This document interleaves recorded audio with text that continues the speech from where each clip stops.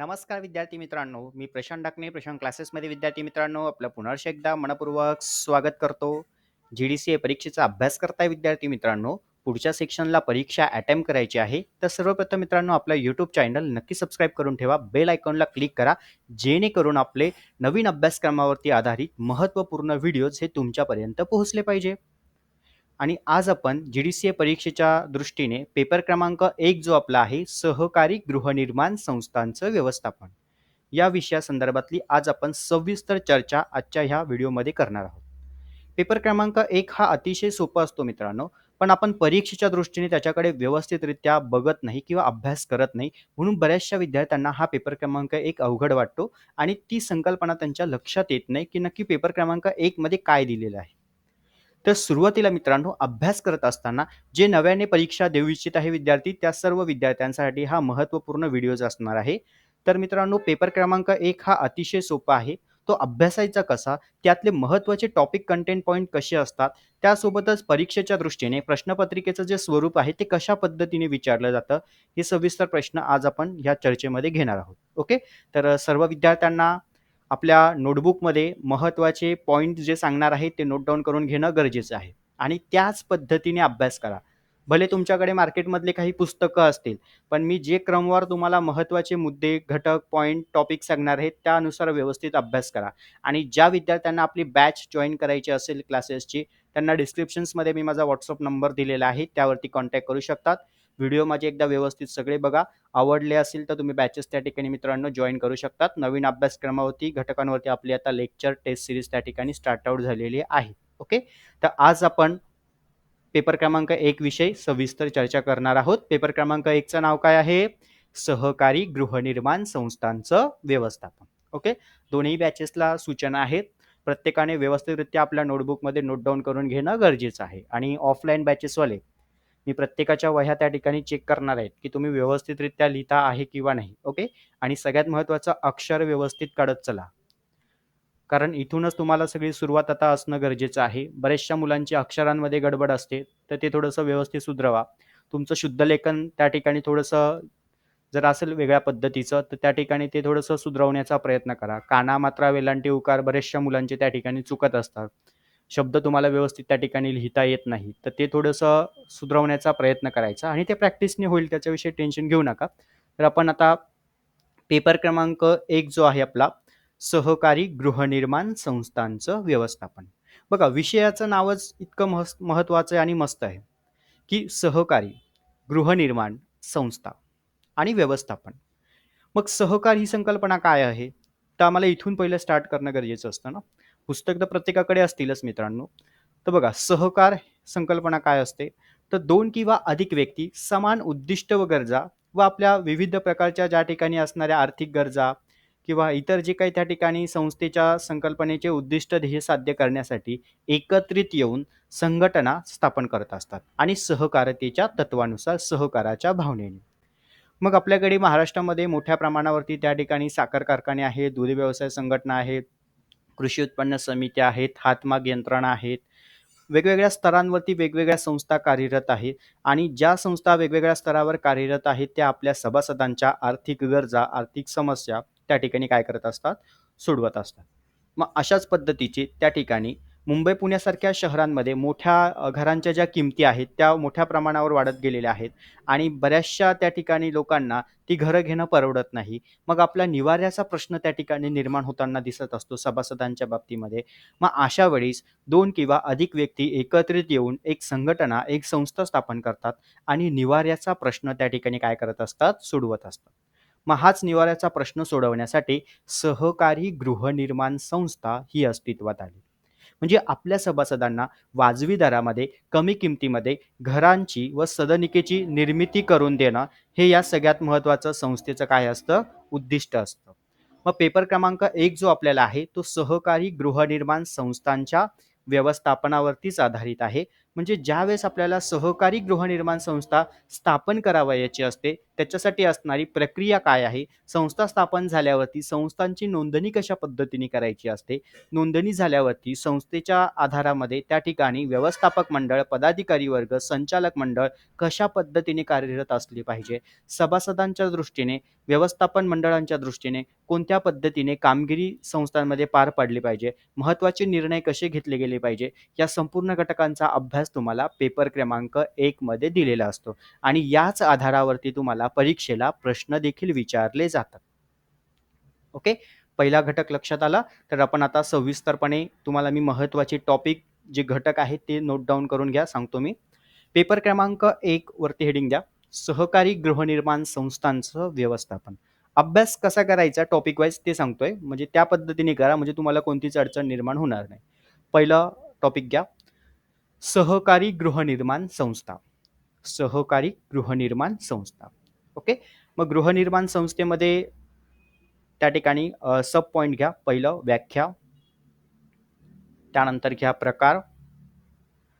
Okay, म्हणजे बघा, गृहनिर्माण संस्थेची व्याख्या, गृहनिर्माण संस्थेचे प्रकार, गृहनिर्माण संस्थेची वैशिष्ट्य, गृहनिर्माण संस्थेचं उद्दिष्ट, गृहनिर्माण संस्थेचं कार्य, गृहनिर्माण संस्थेच्या समस्या, गृहनिर्माण संस्थेच्या समस्यांवरती उपाययोजना.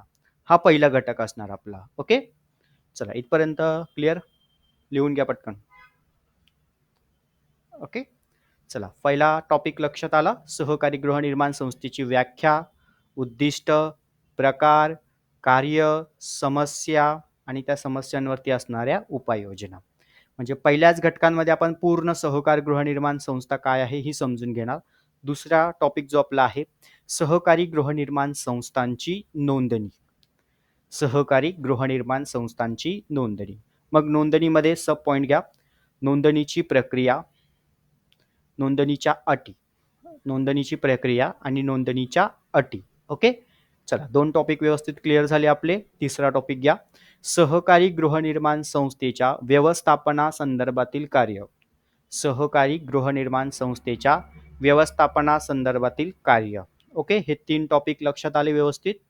चला पुढे चौथा टॉपिक घ्या, Maharashtra ownership flat act. Maharashtra ownership flat act 1963. Maharashtra ownership flat act 1963. पुढचा घ्या, Maharashtra apartment act 1970. Maharashtra apartment act 1970. Okay, यामध्ये तुम्हाला काय विचारलं जातं की दोनही जे काही ऍक्ट आहेत त्या दोनही ऍक्टच्या तरतुदी काय आहे किंवा त्या दोघांमधला फरक काय आहे. ओके, चलो इथपर्यंत क्लिअर. पुढचा टॉपिक घ्या, सहकारी गृहनिर्माण संस्थांच्या उपविधीची संकल्पना. सहकारी गृहनिर्माण संस्थेच्या उपविधीची संकल्पना आणि उपविधी दुरुस्तीची कारणं. उपविधी दुरुस्तीची कारणं. ओके, हा एक टॉपिक. चलो पुढचा टॉपिक घ्या, सहकारी गृहनिर्माण संस्थेच्या, सहकारी गृहनिर्माण संस्थेच्या व्यवस्थापन मंडळांची ऑब्लिक करा, संचालक मंडळांची हक्क, कर्तव्य, जबाबदाऱ्या. हक्क, कर्तव्य, जबाबदाऱ्या स्पष्ट करा. ओके, लिहिता आहे ना व्यवस्थित? ठीक, नोटबुक चेक करणार आहे मी, लक्षात. चला पुढे, सहकारी गृहनिर्माण संस्थेच्या सभेविषयी माहिती. सहकारी गृहनिर्माण संस्थेच्या सभांविषयी माहिती. मग त्यामध्ये डॅश करा, पहिली सभा, विशेष सभा, वार्षिक सभा आणि अंतिम सभा. हे सभेचे मुख्यतः 4 प्रकार, म्हणजे सर्वसाधारण सभांचे प्रकार. ओके, चला पुढे घ्या, सहकारी गृहनिर्माण संस्थेच्या सभासदांचे, सहकारी गृहनिर्माण संस्थेच्या सभासदांचे हक्क, कर्तव्य, जबाबदाऱ्या. हक्क, कर्तव्य, जबाबदाऱ्या, भूमिका किंवा कार्य. ओके, भूमिका किंवा कार्य. आणि त्यातलाच एक महत्त्वाचा पॉइंट घ्या, सभासदांची हकालपट्टी. सभासदांची हकालपट्टी, कलम 35 अन्वय. कलम 35 अन्वय कार्यपद्धती. ओके, बघा आपण सभासदांचा पॉइंटमध्ये काय काय अभ्यासणार आहोत, तर सभासदांची हक्क, कर्तव्य, जबाबदारी, कार्य, भूमिका. आणि त्याहून अधिक म्हणजे काय, सभासदांच्या संकल्पनेवरती आधारित सभासदांची त्या ठिकाणी जे काही हकालपट्टी केली जाते त्याच्या संदर्भातला जो कलम आहे, कलम 35 अन्वय कार्यवाही. इथे लक्षात. आणि सभासदांचे प्रकार पण आपल्याला त्यामध्ये अभ्यासायचे आहेत, सभासदांचे प्रकार. ओके, चलो इथपर्यंत क्लिअर, टॉपिक लक्षात आला. पुढे घ्या. सहकारी गृहनिर्माण संस्थेने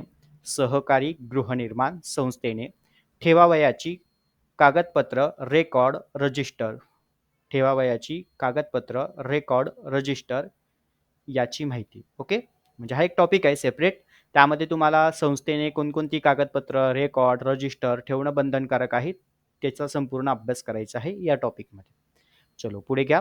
सहकारी गृहनिर्माण संस्थांमधील निर्माण होणारे वाद, तंटा, भांडणं. ओके, आणि त्याच्या पुढे डॅश करा. वादांचं निवारण समिती. ओके, म्हणजे समजा सहकारी गृहनिर्माण संस्था आहे, संस्थांमध्ये बऱ्याच वेळा त्या ठिकाणी वाद, तंटा, भांडणं निर्माण होत असतात, सभासदांमध्ये होतात, पदाधिकारी वर्गांमध्ये होतात. मग ते वाद, तंटा, भांडणं कशा पद्धतीने सोडवले गेले पाहिजे त्यासाठी आपल्याकडे निवारण यंत्रणा आहे, त्याचा देखील आपल्याला अभ्यास करायचा आहे. ओके, इथपर्यंत क्लिअर, महत्वाचा टॉपिक आहे. पुढे घ्या. सहकारी गृहनिर्माण संस्थेच्या पुनर्विकासाची प्रक्रिया. आता पुनर्विकास म्हणजे काय असणार आहे, तर सहकारी गृहनिर्माण संस्था जेव्हा आपण इमारत उभी करत असतो, कालांतराने त्या इमारतीचं जे काय व्हॅल्युएशन असणार आहे ते त्या ठिकाणी कमी होत जातं. म्हणून आपल्याला ज्या जुन्या इमारती झालेल्या असतात त्या आपल्याला पुन्हा त्या ठिकाणी पाडून, म्हणजे जुन्या इमारती पाडून नवीन इमारती त्या ठिकाणी बांधणं. यासाठी शासन निर्देशांक काही GR दिलेला आहे, त्या GR नुसार आपल्याला अभ्यास करायचा आहे. ओके, म्हणून पुनर्विकासाची प्रक्रिया, आणि ही कायदेशीररित्या त्या ठिकाणी पार पाडणं गरजेचं असतं, म्हणून हा एक महत्वाचा टॉपिक आहे. त्यानंतर पुढे घ्या. सहकारी गृहनिर्माण संस्थांच्या मानवी अभिहस्तांतरणाची प्रक्रिया. सहकारी गृहनिर्माण संस्थेच्या मानवी अभिहस्तांतरणाची प्रक्रिया. इथपर्यंत पॉइंट क्लिअर. मानवी अभिहस्तांतरण प्रक्रिया असते किंवा त्याला आपण एकतर्फी अभिहस्तांतरण प्रक्रिया देखील म्हटलं जातं. ओके, म्हणजे दोघांचे अर्थ त्या ठिकाणी एकच असणारे प्रश्न तुम्हाला त्या ठिकाणी फिरून विचारले जातात. ओके, इथपर्यंत क्लिअर. त्यानंतर पुढचा घ्या. सहकारी गृहनिर्माण संस्थांमध्ये उभा केला जाणारा निधी किंवा भांडवल. ओके, निधी किंवा भांडवल, आणि पुढे त्याच्या डॅश करा. या निधीचा विनियोग कशा पद्धतीने केला जातो, हे महत्वाचे घटक पॉइंट टॉपिक आहे. इथपर्यंत क्लिअर. चला पुढे घ्या. सहकारी गृहनिर्माण संस्थांच्या कार्यपुस्तिकेचा अभ्यास. त्यालाच आपण मॅन्युअलचा अभ्यास देखील म्हणतो. पुढचा पॉइंट घ्या. सहकारी गृहनिर्माण संस्थांच्या व्यवस्थापकीय निवडणुकांची प्रक्रिया.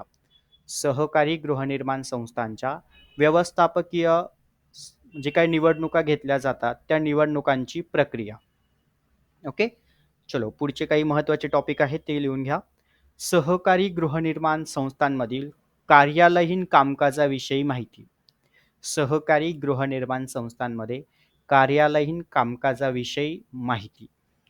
ओके, पुढचा घ्या. सहकारी गृहनिर्माण संस्थांमध्ये अस्तित्वात असलेल्या पदाधिकारी वर्गांच्या जबाबदाऱ्या. ओके, म्हणजे हा एक नवीन टॉपिक आहे. त्यामध्ये पदाधिकारी वर्ग सगळे असतात, त्या पदाधिकारी वर्गांचे त्या ठिकाणी जबाबदाऱ्या कशा पद्धतीने असतात ती संकल्पना आपल्याला यामध्ये अभ्यासायची आहे. ओके, त्यानंतर पुढे घ्या. सहकारी गृहनिर्माण संस्थांच्या लेखापरीक्षणासंदर्भातील महत्त्वाच्या बाबी. असे एकूण हे महत्त्वाचे आपल्याला परीक्षेच्या दृष्टीने जे मी टॉपिक आहे ते तुम्हाला लिहून दिलेले आहेत, आणि या पद्धतीने थोडंसं स्टेप बाय स्टेप तुम्ही अभ्यास करा. आणि नवीन जे काही अभ्यासक्रमावर आधारित आहे ते व्हिडिओ सेक्शन्स तुम्ही लवकरच अपलोड करणारच आहे मित्रांनो. आणि आता आपण प्रश्नपत्रिकेचं स्वरूप आहे ते आपण समजून घेणार आहोत. प्रश्नपत्रिकेच्या स्वरूपामध्ये आपल्याला महत्त्वाचा जो प्रश्न विचारला जातो तो म्हणजे तुमचा पहिला प्रश्न.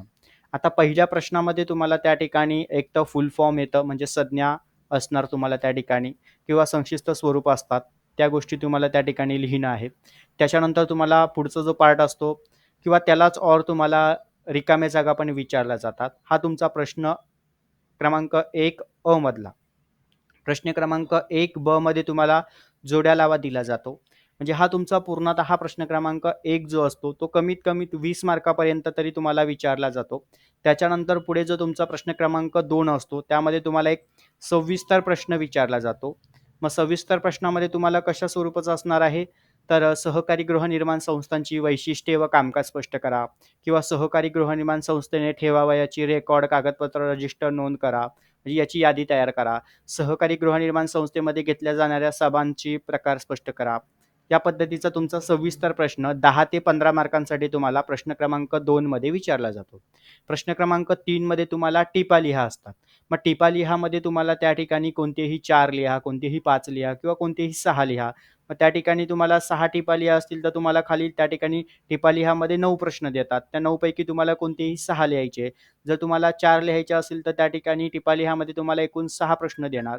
त्या 6 पैकी तुम्हाला कोणतेही 4 लिहायचे असतात. तर ते परीक्षेवरती डिपेंड असतं तुमचं. पण त्यामध्ये विचारले जाणारे जे प्रश्न कसे असतात ते आपण थोडक्यात समजून घेणार आहोत. जसे की मी तुम्हाला काही महत्त्वाचे टॉपिक सांगितले, तर त्या टॉपिकच्या आधारावरतीच तुम्हाला त्या ठिकाणी प्रश्न विचारले जातात. जसं की गृहनिर्माण संस्थांची व्याख्या किंवा गृहनिर्माण संस्थांच्या पुनर्विकासाची प्रक्रिया किंवा सहकारी गृहनिर्माण संस्थांमध्ये अस्तित्वात असलेल्या सभासदांची हक्क, कर्तव्य, जबाबदाऱ्या. म्हणजे ते तुम्हाला शॉर्टमध्ये लिहायचं आहे. 4 ते 5 मार्कांसाठी तो प्रश्न तिथे विचारला जातो. म्हणजे एक प्रश्न कंटेंट तुम्हाला 4-5 साठी आणि पूर्ण क्वेशन जो असतो तुमचा त्या ठिकाणी 20 मार्कासाठी असतो. आता उरलेला जर तुमचा पुढचा जे प्रश्न असतात पेपर क्रमांक 1 मध्ये प्रश्न क्रमांक 4, प्रश्न क्रमांक 5, प्रश्न क्रमांक 6, प्रश्न क्रमांक 7 मध्ये हे जे तुम्हाला परीक्षेला जे येणारे प्रश्न असतात, हे प्रश्न कसे असणार आहे त्या ठिकाणी सविस्तर प्रश्न असतात. जसं की मगाशी मी तुम्हाला उदाहरणं दिले, त्याच पद्धतीने तुम्हाला आणखीन काही महत्त्वाचे त्या ठिकाणी प्रश्न विचारले जातात, की महाराष्ट्र अपार्टमेंट ॲक्ट आणि महाराष्ट्र ओनरशिप फ्लॅट ॲक्ट दोघांचा फरक स्पष्ट करा किंवा त्या ठिकाणी दोघांच्या तरतुदी लिहा, असा सविस्तर प्रश्न तुम्हाला येणार. त्याच्यानंतर पुढे सहकारी गृहनिर्माण संस्थेच्या संदर्भातल्या उपविधीची जी काही कार्यपद्धती आहे, ती स्पष्ट करा. उपविधी दुरुस्तीचे कारणं लिहा. या टॉपिकवरती तुम्हाला प्रश्न विचारले जातात. त्यानंतर सहकारी गृहनिर्माण संस्थांचं एकतर्फी अभिहस्तांतरण किंवा मानवी अभिहस्तांतरणासाठी आवश्यक असणारी कागदपत्र कोणती आहे, त्या संकल्पनेचा अभ्यास करा किंवा त्यावरती भाष्य करा किंवा सविस्तर चर्चा करा किंवा लिहा. ह्या टॉपिकली प्रश्न तुम्हाला त्या ठिकाणी काय केले जातात, विचारले जातात. त्यानंतर सगळ्यात महत्त्वाचं सहकारी गृहनिर्माण संस्थांच्या व्यवस्थापन मंडळांचे अधिकार, कर्तव्य, हक्क, जबाबदाऱ्या स्पष्ट करा किंवा सहकारी गृहनिर्माण संस्थांमध्ये निर्माण होणारे वाद, ते वाद मिटवण्यासाठी कोणत्या पद्धतीच्या यंत्रणा असतात, त्या यंत्रणेची सविस्तर माहिती करा किंवा अभ्यास करा किंवा त्या ठिकाणी सविस्तर मुद्दे स्पष्ट करा. या टॉपिकली तुम्हाला त्या ठिकाणी प्रश्नांची जी वाक्यरचना आहे ती तुम्हाला सविस्तरपणे करा किंवा भाष्य करा. या पद्धतीने त्या ठिकाणी तुम्हाला ती येत असते. त्याच्यामुळे तिथे घाबरून न जाता आपण जे महत्त्वाचे कंटेंट टॉपिक अभ्यासणार आहोत, जे नवीन अभ्यासक्रमावरती, घटकांवरती जे असणार आहे, जे सेक्शन्समध्ये काही बदल झालेले आहेत, तर आपण त्या ठिकाणी सगळ्या गोष्टी अभ्यासणार आहोत. ओके. तर पहिला जो पेपर आहे आपला सहकारी गृहनिर्माण संस्थेचा, व्यवस्थितरित्या तुमच्या लक्षात आला असेल की नक्की त्यामध्ये कशा पद्धतीने आपल्याला कोणते महत्त्वाचे टॉपिक अभ्यासायचे आहेत. ओके, इथपर्यंत पॉइंट क्लिअर झाला आणि आता मी तुम्हाला सांगणार आहे की परीक्षेच्या दृष्टीने अभ्यास कसा करावा. बघा, आपण पेपर क्रमांक 1 आता सविस्तर टॉपिक वाईज सगळ्या गोष्टी समजून घेतल्या. मग अभ्यास कसा करायचा? तर सगळ्यात महत्त्वाचं आपल्या विषयाचं नाव काय आहे की गृहनिर्माण संस्था. मग आपण त्या ठिकाणी एक मुख्य प्रवर्तक आहोत, असं स्वतःला त्या ठिकाणी समजायचं आणि आपण मुख्य प्रवर्तक असून आपल्याला मुंबई, पुण्यासारख्या शहरांमध्ये किंवा ज्या ठिकाणी जागेची टंचाईत आहे, आपल्या सभासदांना त्या ठिकाणी निवाऱ्याचा प्रश्न सोडवायचा आहे. अशा ठिकाणी आपण काय करायचं आहे, एक संस्था उभी करायची आहे. फक्त ॲझ्युम करायचे तुम्ही. मग आपण ती संस्था उभी करणार. संस्था उभी करत असताना आपल्याला ज्या येणाऱ्या महत्त्वाच्या ज्या काही समस्या, अडचणी त्या आपण नोट डाउन करून घ्यायच्या. त्यानंतर आपण त्या ठिकाणी त्यावरती काय उपाययोजना करणार आहोत, ही संकल्पना आपण त्या ठिकाणी समजून घेणं गरजेचं आहे. मग आपल्या एकट्याने संस्था उभी राहणार आहे का? तर नाही. मग आपल्याला वेगवेगळ्या कुटुंबातील त्या ठिकाणी 10 व्यक्ती एकत्रित येऊन आपल्याला संस्था उभी करावी लागते. संस्था उभी करत असताना संस्थेसाठी आम्हाला जागेची आवश्यकता असते. त्यानंतर संस्थेसाठी जागा उपलब्ध जरी झाली, त्या ठिकाणी बांधकाम साहित्य, कामगार, इतर महत्त्वाच्या घटकांची आवश्यकता असते, परवानग्या वगैरे. ह्या सगळ्या गोष्टी आपण त्या ठिकाणी ॲझ्युम करायचं की उभ्या केलेल्या आहेत आणि आता आमची सहकारी गृहनिर्माण संस्था त्या ठिकाणी उभी झालेली आहे. मग सहकारी गृहनिर्माण संस्था उभी केल्यावरती आम्हाला त्या ठिकाणी जी काही सगळ्यात महत्त्वाचं संस्थेची नोंदणी कशी केली पाहिजे. मग नोंदणीचा जेव्हा तुम्ही टॉपिक अभ्यासणार, तेव्हा सहकारी संस्था ही आपली आहे आणि आपण संस्थेची नोंदणी कशी करायची आहे. जर ही संकल्पना तुमच्या मनामध्ये असेल, त्यावेळेस तुम्ही तो टॉपिक वाचताना ही संकल्पना तुमच्या मनामध्ये असेल, तर तुम्हाला तो टॉपिक व्यवस्थित कळेल. कारण तुम्ही संस्थेचे एक मुख्य प्रवर्तक आहात आणि आता आपल्या संस्थेची नोंदणी करण्याची वेळ आलेली आहे. मग नोंदणीसाठी आपल्याला विशेषतः काय करणं गरजेचं असतं, तर त्या ठिकाणी जे काही निबंध कार्यालय असतं त्यांच्या माध्यमातून आपल्याला नोंदणी अधिकाऱ्यांच्या माध्यमातून आपल्याला रीतसर नोंदणीसाठी अर्ज घेणं आवश्यक आहे. पण नोंदणी करण्याच्या आधी आपल्याला औपचारिक सभांचं त्या ठिकाणी आयोजन करणं गरजेचं असतं. मग आपण औपचारिक सभा घेतली आणि एका विशिष्ट तारखेला आता आपल्याला संस्थेची नोंदणी करायची आहे. मग विशिष्ट अर्जामध्ये आपण संस्थेचं नाव, संस्थेचा पत्ता, संस्थेचं उद्दिष्ट, संस्थेचं कार्यक्षेत्र, संस्थेचं भागभांडवल, संस्थेचे मुख्य 10 प्रवर्तक, त्यांचं प्रतिज्ञापत्रक आणि संस्थेसाठी आवश्यक असणारी महत्त्वाची कार्य, त्याचबरोबर संस्थेचं जे काही बँकेमध्ये अकाउंट ओपन करायचं असतं, खात्यांच्या संदर्भातलं, व्यवहारांच्या संदर्भातलं, त्याच्यामध्ये नाव राखून ठेवण्यासंदर्भातला अर्ज नमुना, या सगळ्या गोष्टी महत्त्वाच्या आहेत. आणि त्याहून अधिक म्हणजे काय असणार, की सहकारी गृहनिर्माण संस्थेच्या दृष्टीने उपविधी बनवणं. उपविधी म्हणजे काय असणार आहे, की संस्थेच्या कामकाजांच्या नियमांचा अंतर्गत जो असलेला संच असतो. म्हणजे संस्थेमध्ये कामकाज कशा पद्धतीने पार पाडायचं, त्यासाठी आपण आधी एक नियमावली बनवत असतो आणि ती नियमावलीला मंजुरी निबंधकांकडून घेणंही आवश्यक असतं. म्हणजे बघा, तुम्ही अशा पद्धतीने जर स्टेप बाय स्टेप अभ्यास केला, तर तुमची ती संकल्पना त्या ठिकाणी क्लिअर होणार आहे आणि व्यवस्थितरित्या ते पॉइंट तुमच्या लक्षात येतील. नुसतं पुस्तकात दिलंय तर रट्टा मारत बसू नका. आपण एक संस्था उभी करतो आहे, आपण एक संघटना उभी करतो आहे, आपण एक गृहनिर्माण संस्था उभी केलेली आहे. आपल्या सभासदांना आपण वाजवी दरामध्ये, कमी किमतीमध्ये घरं उपलब्ध करून देणार आहेत. मग ज्यावेळेस आपण व्यवस्थापक मंडळांचा टॉपिक अभ्यासणार, त्यावेळेस आपण त्या संस्थेचे व्यवस्थापक आहोत. मग आपण एक व्यवस्थापक त्या ठिकाणी असताना आपण आपल्या संस्थेच्या दृष्टीने आपली जबाबदारी काय असणार आहे? मग आपण आपल्या सभासदांना वाजवी दरामध्ये घरं उपलब्ध करून देणं, त्याचबरोबर आपल्या सभासदांना योग्य त्या सुखसुविधा, जे काही महत्त्वाच्या योजना असतील त्या त्यांच्यापर्यंत पोहोचवणं. त्याचबरोबर आपल्या संस्थेच्या, आपल्या इमारतीची आपली त्या ठिकाणी काळजी घेणं. त्याचबरोबर ज्या काही त्यांच्या दैनंदिन ज्या काही रोजसाठी लागणाऱ्या ज्या सुविधा आहे, जसं की पाण्याची असेल, वीजच्या संदर्भातली असेल, स्वच्छतेच्या संदर्भातली असेल, सुरक्षिततेच्या संदर्भातली असेल, या गोष्टी संस्थांनी त्या ठिकाणी पुरवणं गरजेचं आहे. कारण आपण संस्था कशासाठी उभी केली आहे, तर आपल्या सभासदांसाठी उभी केली आहे. आपल्या सभासदांना निर्माण होणाऱ्या ज्या समस्या असणार आहे, ह्या समस्या दूर करण्यासाठी आपण ही संस्था उभी केली आहे. मग संस्थेच्या दृष्टीने त्या ठिकाणी वेळेवर सभा घेणं गरजेचं आहे.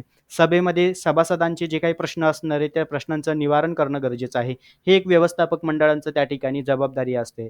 त्याहून अधिक महत्त्वाचं पार्ट म्हणजे काय, आपल्या संस्थेमध्ये काही सभासद त्या ठिकाणी स्वतःहून त्या ठिकाणी सभासदत्व होऊ इच्छित असेल, तर त्यांच्या सभासदत्वासाठी त्यांना अर्ज देणं गरजेचं आहे आणि जे काही अर्ज त्यानंतर आपल्या संस्थेमध्ये येणार आहे, त्या अर्जाची छाननी करणं, तपासणी करणं आणि सभासदांनी देखील त्या ठिकाणी विहित नमुन्यामध्ये ज्या काही नियम अटी दिलेल्या असतील, त्या अटींच्या नियमानुसार त्या ठिकाणी संस्थेमध्ये विशिष्ट पद्धतीचं शुल्क भरून त्या ठिकाणी सभासदत्व स्वीकारणं गरजेचं आहे आणि सभासदत्व स्वीकारल्यानंतर सभासदांना सुद्धा त्यांचे हक्क, त्यांचे अधिकार, त्यांच्या जबाबदाऱ्या काय आहे, या संपूर्ण गोष्टी समजून सांगणं, हे या व्यवस्थापक मंडळांचे त्या ठिकाणी हक्क, अधिकार, कर्तव्य, जबाबदाऱ्या असतात.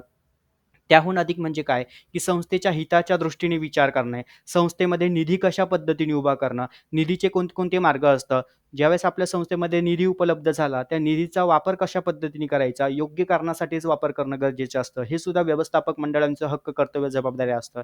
त्याबरोबरच संस्थेमध्ये होणारे दैनंदिन व्यवहार, त्या दैनंदिन व्यवहारांच्या दैनंदिन रजिस्टरमध्ये त्याच्या नोंद करणं गरजेचं आहे. म्हणजे वेगवेगळे रजिस्टर असतील, कागदपत्र असतील, खतावण्या असतील, रेकॉर्ड असेल, त्यामध्ये त्यांची व्यवस्थित नोंद करणं गरजेचं आहे आणि ही नोंद योग्य त्या लेखापरीक्षकाकडनं तपासून घेणं गरजेचं आहे. कारण आपल्या संस्थेची आर्थिक परिस्थिती कशा पद्धतीची आहे, ही माहिती जाणून घेण्यासाठी आपण लेखापरीक्षण करणंही गरजेचं असतं. म्हणजे ह्या संपूर्ण घटकांच्या प्रत्येक टप्प्याटप्प्यांमध्ये तुम्ही एक स्वतः भूमिका बजावून जर अभ्यास केला, तर निश्चित मित्रांनो तुम्हाला पेपर त्या ठिकाणी खूप सोपा जातो. मग आपल्याला सभा घ्यायच्या असतात. सभा आपल्याकडे आहे पहिली सर्वसाधारण सभा, त्यानंतर विशेष सर्वसाधारण सभा, त्याच्यानंतर वार्षिक सर्वसाधारण सभा, नंतर अंतिम सर्वसाधारण सभा. पहिली सर्वसाधारण सभा कधी आयोजित केली जाते? ज्यावेळेस संस्थांची नोंदणी होते, नोंदणी प्रमाणपत्र मिळतं. नोंदणी प्रमाणपत्र मिळाल्यानंतर 3 महिन्याच्या आत संस्थेचे जे मुख्य प्रवर्तक असतात, ते मुख्य प्रवर्तकांना पहिली सर्वसाधारण सभा ही बोलावणं बंधनकारक असतं. कारण ही संस्थेची पहिलीच सभा असते. मग या सभेमध्ये चर्चेमध्ये घेतले जाणारे मुद्दे कोणते असतात? तर अध्यक्षांची निवड करणं, संस्थेच्या दृष्टीने इमारतीच्या दृष्टीने, सभासदांच्या दृष्टीने, पदाधिकाऱ्यांच्या दृष्टीने महत्त्वाचे निर्णय घेणं, संस्थेच्या दृष्टीने आर्थिक अंदाजपत्रक त्या ठिकाणी तयार करणं, खर्चाचं नियोजन करणं, सभांचं त्या ठिकाणी वेळेवर कशा पद्धतीने घेतल्या जातील याचं नियोजन करणं. म्हणजे एक महत्त्वपूर्ण संस्थेच्या दृष्टीने, सभासदांच्या दृष्टीने त्या ठिकाणी ते निर्णय घेतले जातात. विशेष सभा आहे. काही महत्त्वाचे विशेष कारणं असतील, तर ते त्या ठिकाणी चर्चेसाठी घेण्यासाठी आपल्याला विशेष सभा घ्यावी लागते. वार्षिक सर्वसाधारण सभा ही संस्थेचं आर्थिक वर्ष संपल्यानंतर वार्षिक सर्वसाधारण सभा ही या ठिकाणी घेणं गरजेचं असतं. त्यानंतर अंतिम सभा, ज्यावेळेस एखाद्या वेळेस संस्था दिवाळखोर झाली किंवा बंद होण्याच्या मार्गावर आहे, तर निबंधकांकडनं तशी रीतसर परवानगी घेऊन अवसायन प्रक्रिया पार पडल्यानंतर आपल्याला ही अंतिम सभा त्या ठिकाणी बोलवणं बंधनकारक असतं. म्हणजे हे जे महत्त्वाचे घटक पॉइंट असणार आहे, ज्यावेळेस तुम्ही अभ्यासणार तेव्हा तुम्ही त्या भूमिकेमध्ये जाऊन जर थोडा अभ्यास केला, तर निश्चित मित्रांनो तुम्हाला तो पॉइंट त्या ठिकाणी अतिशय सोपा वाटेल. आणि आपण संपूर्ण जे टॉपिक आहे ते तुमचे व्हिडिओ सेक्शन्समध्ये आम्ही कव्हर केलेले आहेत. ज्या विद्यार्थ्यांना बॅचेस जॉइन करायचे असतील त्यांना या संपूर्ण गोष्टी सगळ्या डीपमध्ये शिकायला भेटणार आहे मित्रांनो, आणि याचा फायदा तुम्हाला पेपरला मित्रांनो नक्कीच होणार आहे. त्यामुळे ज्या विद्यार्थ्यांना बॅचेस जॉइन करायच्या असतील त्यांनी लवकरात लवकर संपर्क साधून आपल्या बॅचेस त्या ठिकाणी जॉइन करू शकतात. कारण आपल्याला अभ्यासाचं नियोजन करून व्यवस्थित त्या ठिकाणी अभ्यास स्टार्ट आउट करायचा आहे आणि परीक्षेला आपल्याला चांगला स्कोरिंग त्या ठिकाणी घ्यायचा आहे. ओके. नुसतं पास होण्यापुरता अभ्यास करायचा नाही, तर आपल्याला स्टेप बाय स्टेप सगळ्या कन्सेप्टली त्या ठिकाणी समजून घेणं गरजेचं आहे. ओके. तर प्रत्येक विद्यार्थ्याला आजचा हा महत्त्वपूर्ण व्हिडिओ व्यवस्थितरित्या समजला असेल आणि निश्चित मित्रांनो तुम्हाला माझा हा व्हिडिओ जर मनापासून आवडला असेल तर लाईक मात्र नक्की करा.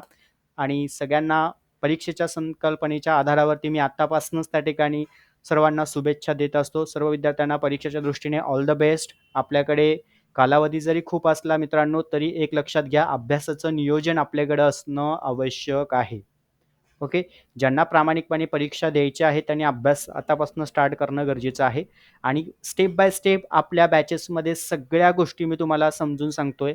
प्रत्येक प्रॅक्टिकली पण तुम्हाला मी त्या ठिकाणी उदाहरणं देत असतो. तर त्यावरनं तुमच्या त्या गोष्टी लक्षात राहतात. हा झाला आपला आजचा पेपर क्रमांक 1 वरती महत्त्वाची चर्चा. आपण असेच महत्त्वपूर्ण जे आपले इतर जे विषय आहेत त्या विषयासंदर्भातले सुद्धा आपण सखोल अभ्यास करणार आहोत, की प्रत्येक विषयामध्ये नक्की अभ्यास कसा केला गेला पाहिजे.